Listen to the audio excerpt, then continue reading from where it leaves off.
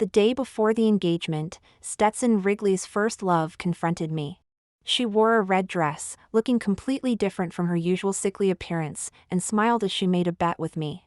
"If I don't want you two to get engaged, it won't happen, Miss Mossman, just wait and see." As she said, the engagement did not succeed. When Stetson Wrigley received the news that she had a depression attack, he went crazy. The guests were already gathered outside. In the dressing room, Stetson angrily tore off the tie that matched his white suit. He grabbed his car keys, and while walking out, he left a sentence behind for me. "Harriet, I'm sorry, I have to see her." My heart turned cold, and I blocked his path, telling him that if he dared to walk out that door today, we would be completely over. He impatiently furrowed his brows and blamed me. "Harriet Mossman, that's enough. I've already agreed to marry you, what more do you want? Don't forget, it was you who begged me for this engagement." I looked at him in disbelief. How did the alliance between our two families turn into me begging him in his words? He didn't want to say more, pushed me away, and strode out. I almost fell to the ground, but the stylist beside me caught me. After a moment of hesitation, she still cautiously asked, "Miss Mossman, do you still want to change your clothes?" I looked at the custom-made wedding dress that had been prepared a year in advance, without any hesitation, yes. The engagement ceremony proceeded as usual. Dragging my luxurious dress, I stood on the stage and informed both families and the guests of this unfortunate news. My grandfather was furious upon hearing this, and he immediately pointed at Stetson's grandfather and cursed. "Mr. Wrigley, is this the good grandson you raised? Who was it that came to me, wanting our Harriet to marry into the Wrigley family as a granddaughter-in-law?" Mr. Wrigley, sitting in a high position, was utterly humiliated by the scolding. His face turned livid, and he slammed the table, cursing, "That ungrateful brat. Call him back right now, and see if I don't beat him to death." Among the astonished guests, Reuben Wrigley, the second young master of the Wrigley family, watched the scene with an amused expression. He lazily drank red wine and looked at me with a mocking smile. I met Reuben Wrigley's gaze directly, and continued, "This engagement has taken a lot of time and effort, Reuben Wrigley, now I need a fiancé. Do you have the guts to step up?" Everyone was shocked by my words, all eyes turned to the flamboyant and arrogant second young master of the Wrigley family in the audience. Reuben was the son of Stetson's aunt, and he never participated in the Wrigley family's business. Wasn't Stetson most proud of being the future heir of the Wrigley Group? Then I'll let him know that anyone can take that position. The man in the audience raised his eyebrows, a small smile forming at the corner of his mouth, and slowly stood up under the bright lights. "It's my honor to receive Miss Mossman's invitation." Reuben walked onto the stage amidst everyone's gaze, raised his hand to take the ring box from the MC, and with his long fingers, took out the diamond ring. He placed it on my middle finger. After putting it on, his tall figure approached me. In the next second, he embraced me with his long arms, one hand cradling my neck, and lowered his head to kiss me. There was a burst of cheering and screaming below, champagne and confetti exploded simultaneously. He whispered in my ear, somewhat regretfully, "Harriet, you should have chosen me earlier. But it's not too late now." I saw a gleam of wicked and joyful light in his eyes. Ding! This novel reminds you to click the subscribe button in the bottom right corner to read the complete novel. Stetson's parents kept complaining about how this couldn't be acceptable. They were furious. Back when their sister died, the old Mr. Wrigley brought Reuben back, and they tried everything to stop it. They never expected that now Reuben would even try to take their son's girlfriend. Mr. Wrigley shouted sternly, telling them to shut up. "Enough! Stetson has done something so disgraceful to our family, and you're not ashamed? It's our family that has wronged Harriet. Harriet choosing anyone from our family would be an honor." My grandfather snorted coldly after hearing this and didn't even let them stay for dinner, just kicked them out. Originally, the people in the Wrigley Group who sided with Stetson saw the situation turning and immediately started cozying up to Reuben at the engagement party. I chose Reuben not just to help him for nothing. That day, I made it clear to him. If he fully cooperated with me to complete the project between our two families, I would help him take over the Wrigley Group. My family is in the pharmaceutical industry, and I've always wanted to develop a new line, a health drink that suits the tastes of the younger generation. Through this, we reached a collaboration with the beverage giant, the Wrigley Group. However, people in the Mossman Group have always been skeptical, just waiting to see me make a fool of myself. As long as I successfully implement the cooperation between the two families, I can use the results to slap those old fogies in the group who look down on me. His dark eyes fixed on my face, not knowing what he was thinking or how much he had understood.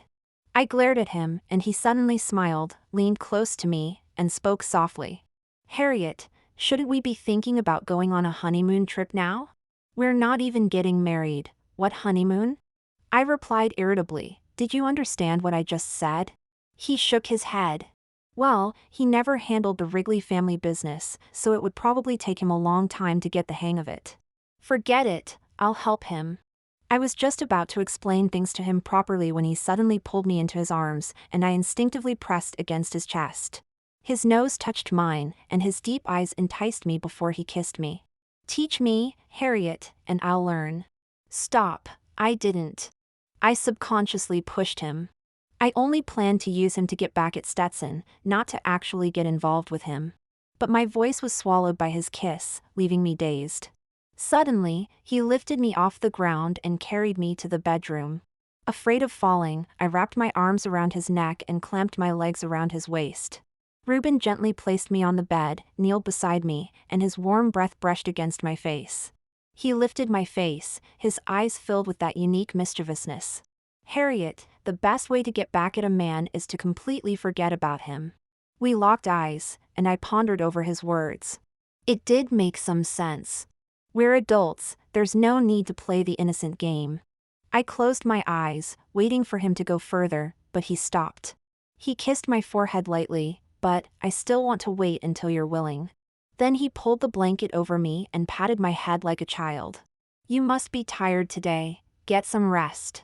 I opened my eyes and kicked him in frustration. He laughed softly for a long time, then stopped teasing and grabbed another blanket to sleep beside me. After 3 days, Stetson finally remembered me, his fiancée. He called me, asking when I would return to our home. How funny, what home do we have? The wedding house was bought by me, the furniture arranged by me, and he didn't contribute anything yet had the nerve to ask me. Stetson's voice sounded particularly hollow, filled with resentment as he questioned me. "You took everything from the wedding house. Are you not planning to come back? You even took the bed. Do you want me to sleep on the streets?" He got it wrong. I didn't take it, I sold everything. I even sold the house, and the agent hadn't had time to change the lock. I adjusted my sun hat and leisurely sipped my drink. Go find your first love. The bed in her rental place is enough for both of you. If she tries to hurt herself again, you can save her in time. Otherwise, by the time she gets to the hospital, her wounds might have healed, and the doctors would laugh. All these years, it's the same old tricks of pretending to be ill and hurting herself, and Stetson, the fool, falls for it every time. Mentioning his first love always made Stetson angry, and sure enough, he got furious on the other end of the line. He started lecturing me in a condescending tone. "This is our business, why drag her into it?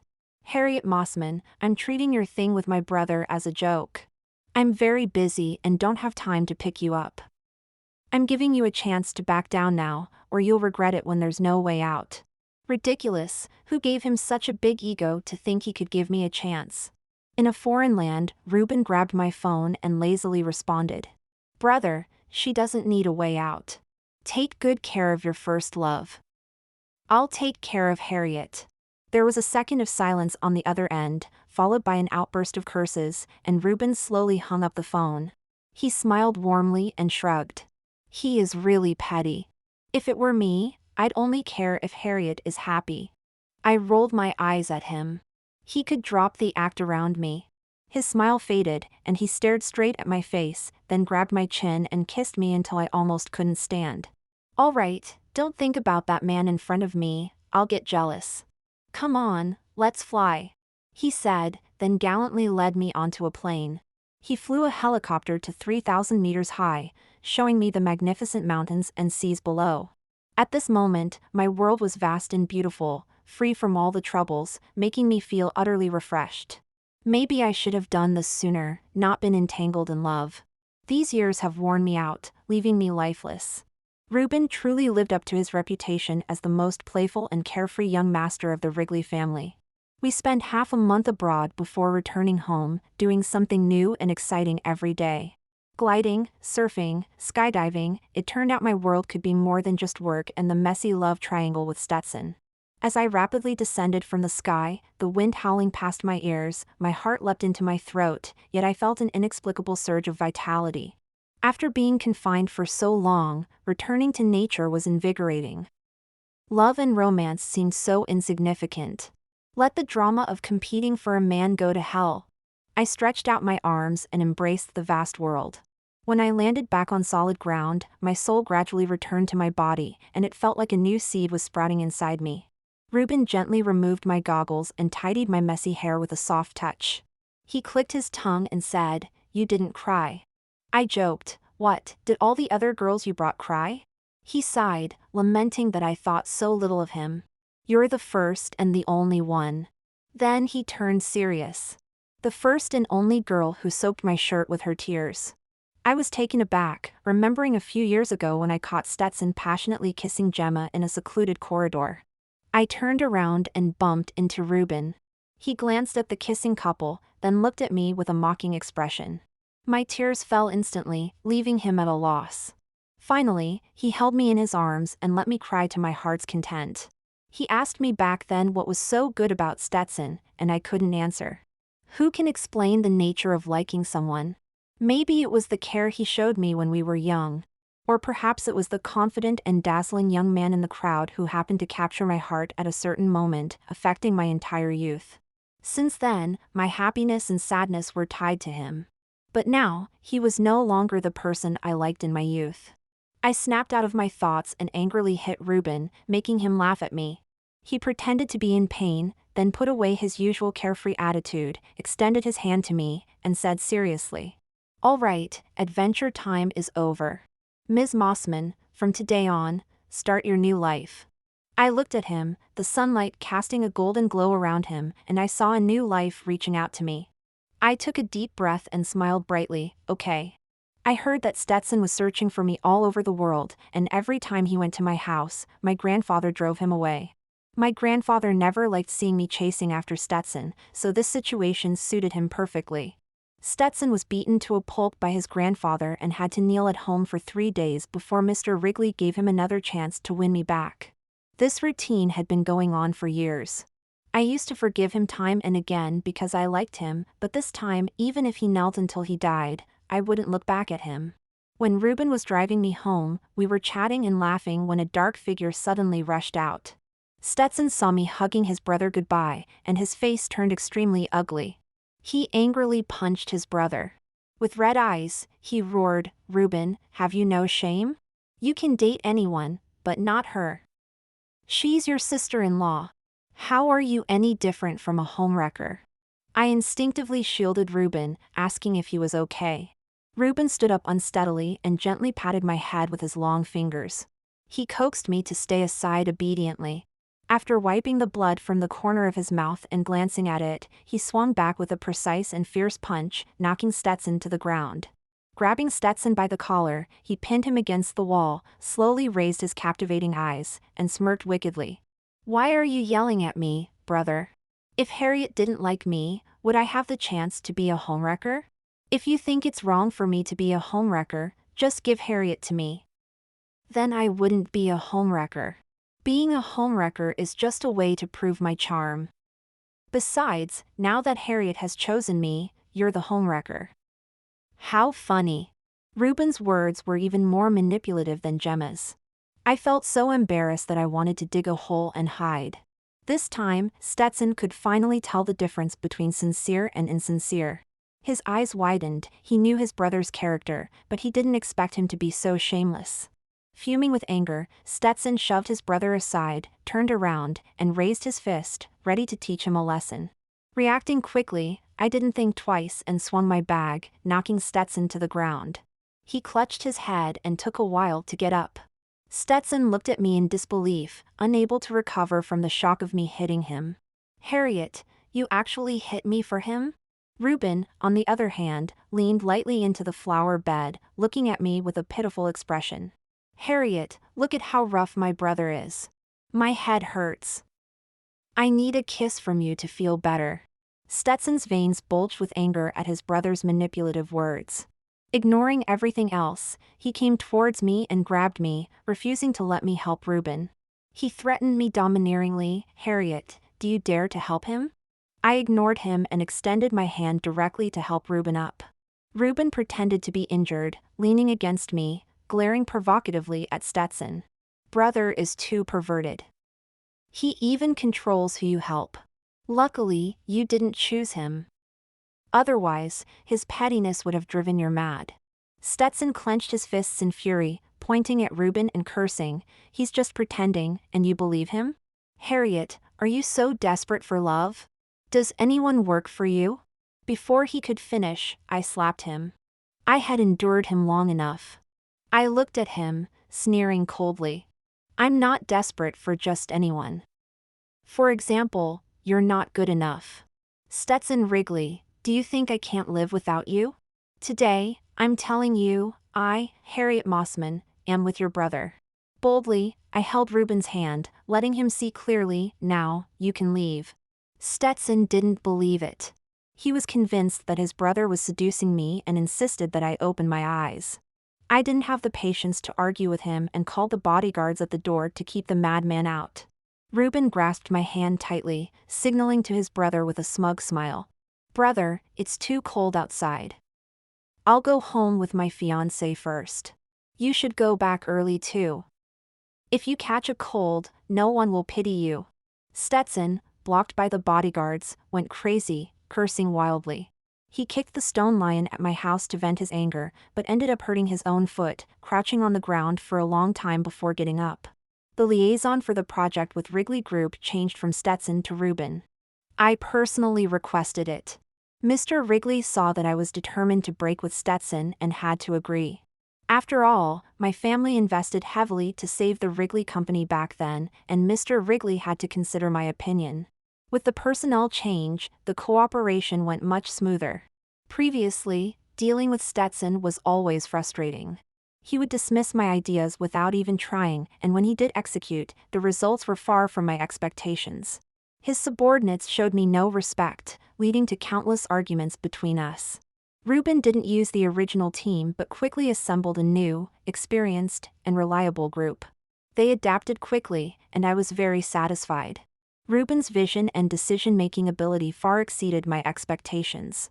He could spot issues in the project at a glance. I realized I had underestimated him, thinking he was useless. Noticing my gaze, he lifted his eyes and smiled. I told you, I wouldn't let you regret it. I crossed my arms, showing my anticipation. As we finalized the next steps, there was a commotion outside. Stetson pushed past the security guard, storming into my company's meeting room in a fit of rage.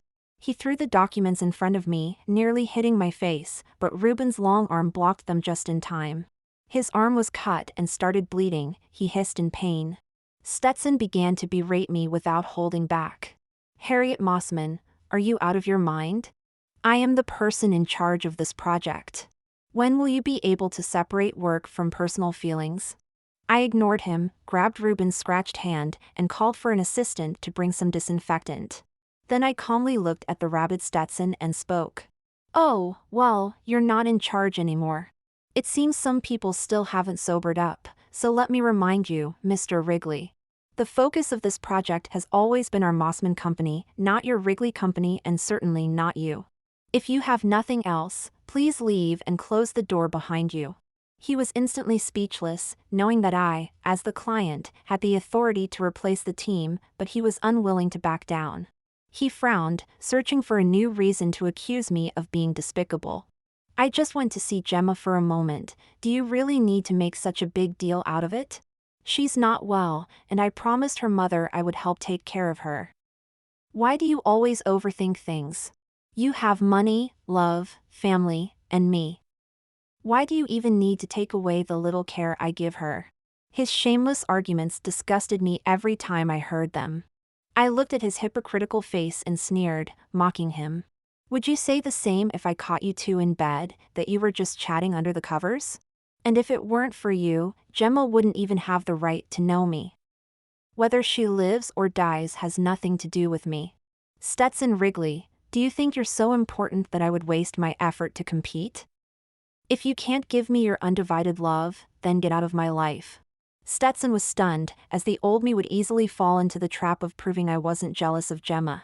My current indifferent attitude left him momentarily at a loss. At this moment, Reuben pretended to have a headache and leaned his head on my shoulder. Harriet, a few days ago, brother hit me, and I still feel a bit uncomfortable. I'm just quietly taking care of you. I don't know why brother would overthink. Reuben knew how to anger his brother. Stetson was infuriated after hearing this and took a step forward. He couldn't hit me, but he could hit his brother. However, before he could act, the security guards I had called blocked him. From now on, don't let unrelated people in casually. The security guards stepped forward to push him out. For the first time, the once high-spirited Mr. Wrigley was thrown out in front of everyone, and in his fury, he left with a warning. Harriet Mossman, mark my words, the heir of the Wrigley Group will never be an outsider.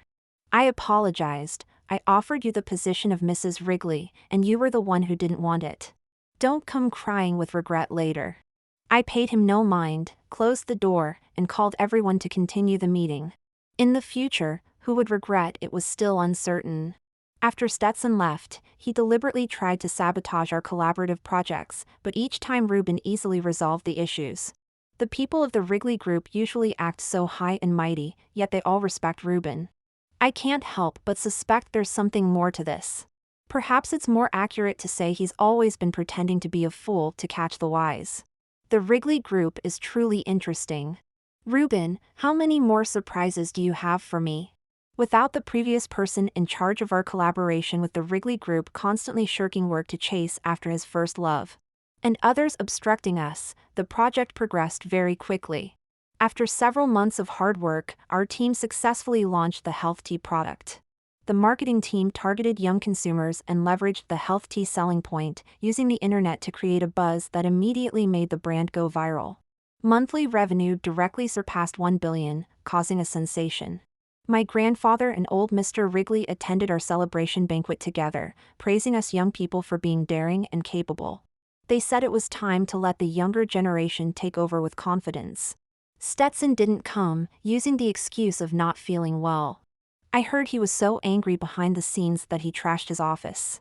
He never expected that the project he looked down on would be such a huge success.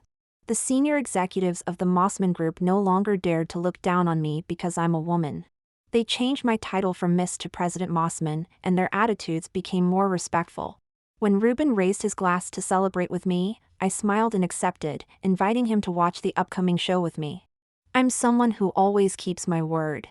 I told him that helping him take over the Wrigley Group was not just talk. He nodded happily. I'm someone who always believes in beautiful ladies. Stetson repeatedly failed to sabotage our collaboration and messed up his own work as well. He was always lovey-dovey with his first love, and whenever Gemma acted out, he would rush home anxiously, leading to several major errors in his work, almost causing serious mistakes. Old Mr. Wrigley didn't say anything, so Stetson didn't care either. He always thought that as the eldest grandson of the Wrigley family, no matter how hard Reuben worked, he could never compete with him, the legitimate young master of the Wrigley family. Watching Stetson's antics from behind, I snickered and suddenly felt fortunate that I woke up early enough and didn't get dragged into the abyss by such a foolish and brainless person. After these days of hard work, I realized that compared to love, I need someone who shares my ambitions and my career, someone who can always fight alongside me. I turned my gaze to Reuben, who was toasting and socializing with the big shots at the business banquet. If I were to go along with this mistake, it might not be so bad. The day of old Mr. Wrigley's 80th birthday. The banquet was grand, with 100 tables and luxury cars filling the parking lot. Celebrities from all walks of life attended, dressed formally, men in suits and women in gowns, all bringing gifts. The son is incompetent, the grandson is love-struck, and old Mr. Wrigley, at 80, still hasn't officially retired. Rumors have been circulating that he might announce his successor at this birthday banquet. In the past, I used to accompany Stetson, but this time I came with Reuben.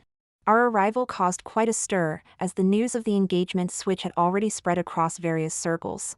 Stetson and his first love arrived a step later than us. Gemma was meticulously dressed in a stunning red dress, her hair elegantly up. Those unaware might have thought this birthday banquet was for her. She clung to Stetson's arm, looking at me smugly, waiting for old Mr. Wrigley to announce the successor and humiliate me. Everyone was watching us, anticipating a dramatic showdown. Gemma couldn't resist her petty urge and started scrutinizing Reuben beside me. Miss Mossman doesn't seem to like Stetson that much, do you? You changed your heart so quickly. Before I could respond, Reuben spoke up first. Reuben leisurely swirled his red wine, glancing at her indifferently, still with that cocky, careless demeanor, his words sharp as ever. Oh, Miss Gemma is still alive? Didn't they issue a critical condition notice? Must be a quack doctor. Don't go to that hospital next time. And didn't my brother give you money? Why are you wearing a knockoff dress? Gemma had really picked the wrong person to mess with. She didn't know that Reuben never spared anyone, regardless of age or gender, when it came to insults. Even a dog would leave with its head down after encountering him. Gemma's face turned red with anger, but because it was true, she didn't dare to argue loudly and instead played the victim in front of Stetson. Stetson, I didn't, you know me. Over the years, Gemma had made quite a bit of money by Stetson's side. I never understood why she couldn't bear to buy a genuine dress. In the past, to outshine me, she wore knockoff copies of my dresses to banquets. Stetson, for her sake, would belittle my attire, forcing me to change. This time was no different. Stetson pulled her protectively, glaring at Reuben to show some respect. He blocked our way, demanding that we apologize for humiliating his first love. You can bully me, but not Gemma. You both must apologize to Gemma today. Reuben and I exchanged glances, as if hearing the world's biggest joke. I parted my red lips slightly. The dead don't deserve it. Neither do you. Stetson was instantly enraged. To save face, he grabbed my arm and threatened. Harriet, if you don't apologize today, once I become the chairman, I'll cancel all collaborations with the Mossman Group. Before he could finish, I turned and kicked his injured knee. He fell to his knees behind me with a thud, while Gemma, beside him, protectively held her stomach in shock. Everyone watching held their breath, covering their mouths and whispering. Is this the Harriet they said was obsessed with Stetson?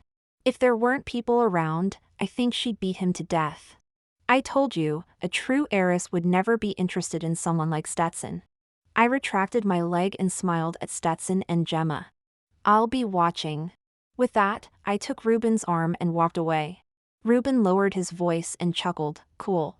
I raised my glass and clinked it with his, warning him not to mess with me in the future, or the outcome would be even worse. At Mr. Wrigley's birthday banquet, Stetson didn't dare make a scene. He glanced at the surrounding guests and finally had to swallow his pride. On stage, a celebrity was singing, and Stetson's first love also got up to sing a birthday song for old Mr. Wrigley. It was said that Gemma was pregnant, and the two of them wanted to take this opportunity to please old Mr. Wrigley. They believed that with a great-grandchild on the way, old Mr. Wrigley would be overjoyed and would surely agree to Gemma marrying into the Wrigley family on the spot, and announce that Stetson was the successor of the Wrigley family. Old Mr. Wrigley just took one look and his face turned displeased. Is there no stage outside for her to perform on? Is it that she doesn't know the occasion, or that you, Stetson Wrigley, don't know the occasion? Old Mr. Wrigley's voice carried authority without anger, and the person in charge of the event immediately understood his meaning. They hurriedly adjusted the program and drove Gemma off the stage while she was singing. She looked towards me, sitting next to old Mr. Wrigley, thinking I had spoken ill of her to old Mr. Wrigley, and glared at me hatefully before turning to Stetson to act pitifully. Stetson, not daring to go against his grandfather's wishes, had no choice but to ask her to step down first, promising to take her to see his grandfather later. When it was time for the birthday congratulations, Reuben sweet-talked old Mr. Wrigley, making him smile from ear to ear. Old Mr. Wrigley looked at me and Reuben with satisfaction, nodding and saying that if this man ever dared to bully me, he would back me up. I smiled. How could that be? Reuben and I get along very well, both in work and in life. Old Mr. Wrigley raised his cloudy eyes to look at Reuben, as if he was seeing his long-deceased daughter through him. When it was Stetson's turn, he came hand in hand with Gemma. Old Mr. Wrigley immediately stood up and said he was tired. No need to see outsiders. Reuben, help Grandpa entertain the guests. I'll go rest for a while.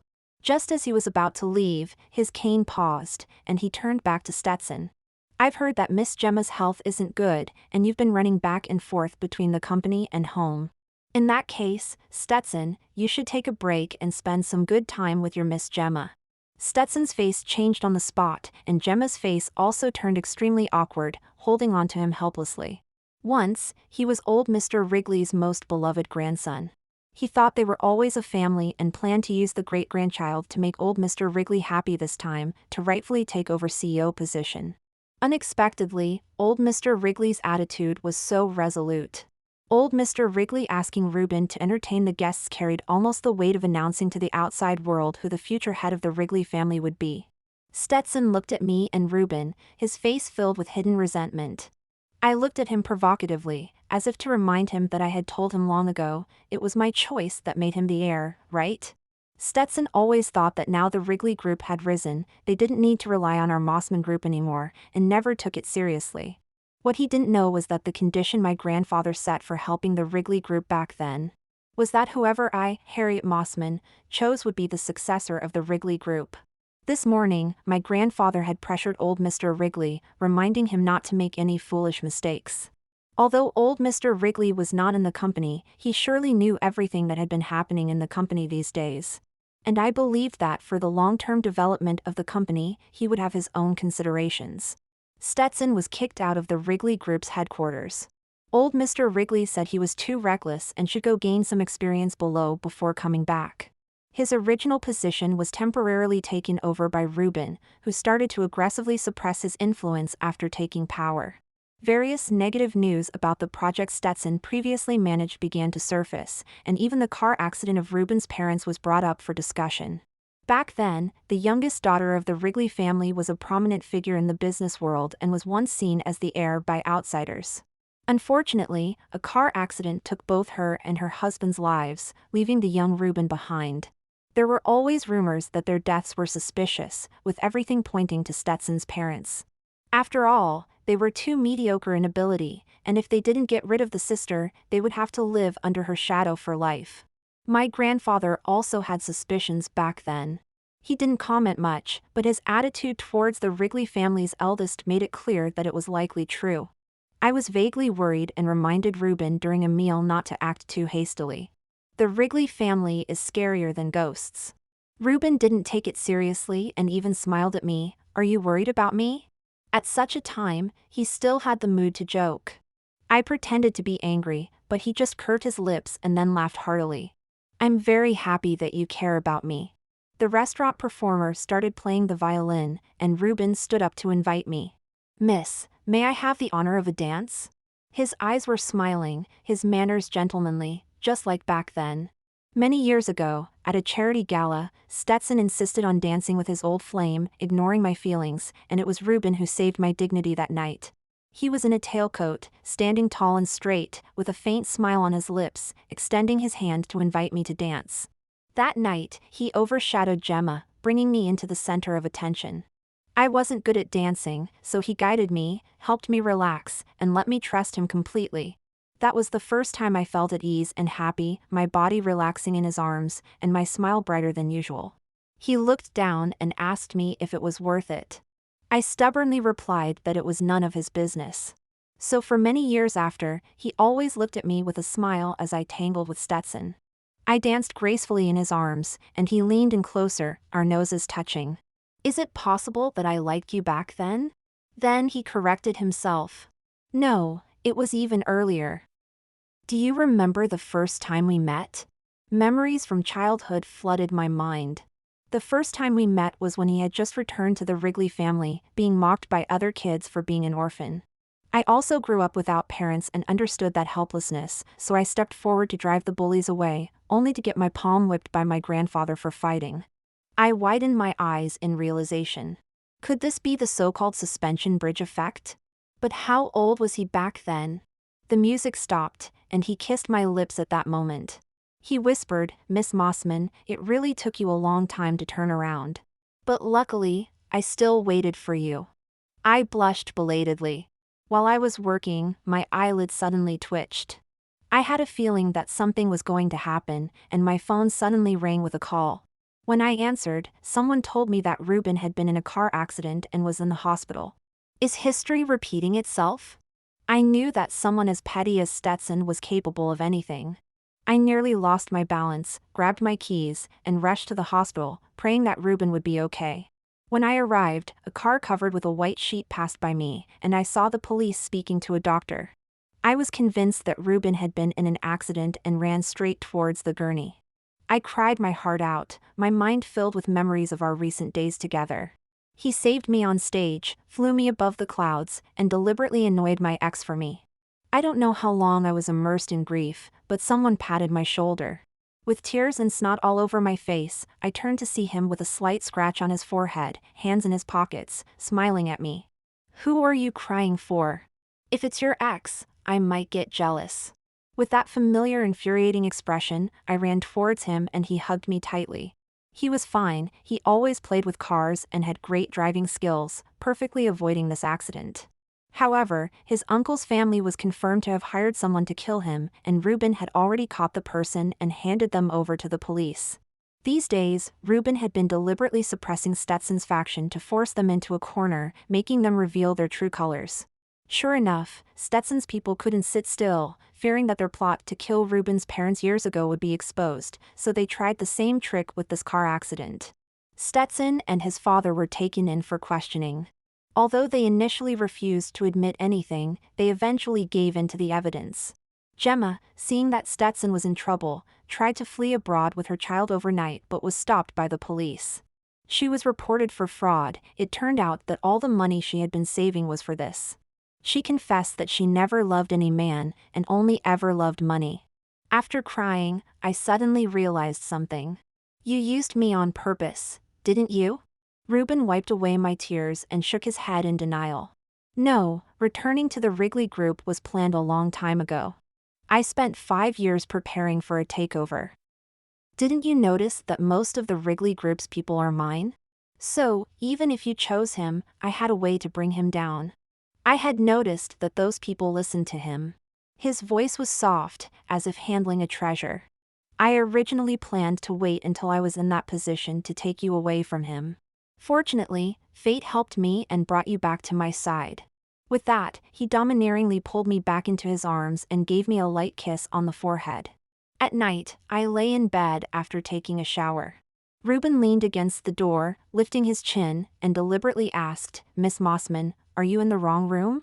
I glared at him in embarrassment, lifted the covers to get out of bed, but he strode over and firmly pressed down on my hand. He leaned close to me, his breath surrounding me with a faint, refreshing mint scent. He closed his eyes and kissed me. This kind of thing should be initiated by me. "Harriet, I will make you happy." I wrapped my arms around his neck and kissed him passionately, showing him with my actions that I was willing. The warmth of his palm penetrated my skin, making my heart race. I told him I was very happy.